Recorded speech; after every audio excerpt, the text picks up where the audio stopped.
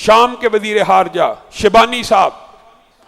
اللہ کے فضل و کرم سے 19-20 سال بعد شام کا کوئی وزیر خارجہ پاکستان میں آیا، اہلاً و سہلاً مرحبا، ان کے دورے کو بھی خوش آمدید کہتے ہیں۔ اور ان کے پاکستان میں آمد کو، بلکہ ہماری تو خواہش ہے کہ پاکستان، سعودیہ اور ترکی کا جو دفاعی معاہدہ اس کے اندر شام کو بھی شامل کیا جائے۔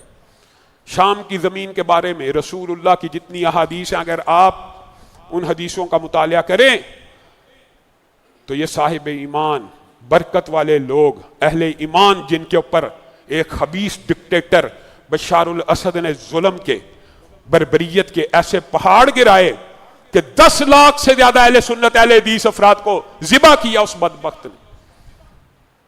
جس کی وجہ سے وہاں کی عوام اٹھی اور آج عوام کے حقیقی نمائندے برسر اقتدار ہیں۔ اور اللہ کا شکر ہے کہ پاکستان کی حکومت نے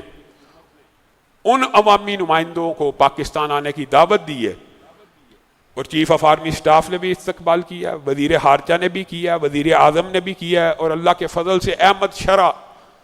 جو شام کے صدر ہیں ان کو بھی پاکستان آنے کی دعوت دی ہے۔ اللہ کرے وہ بھی پاکستان آئیں اور پاکستان اور شام کے تعلقات بحال ہو جائیں، اور امت مسلمہ کے لیے یہ خوشی کی خبریں جاری رہیں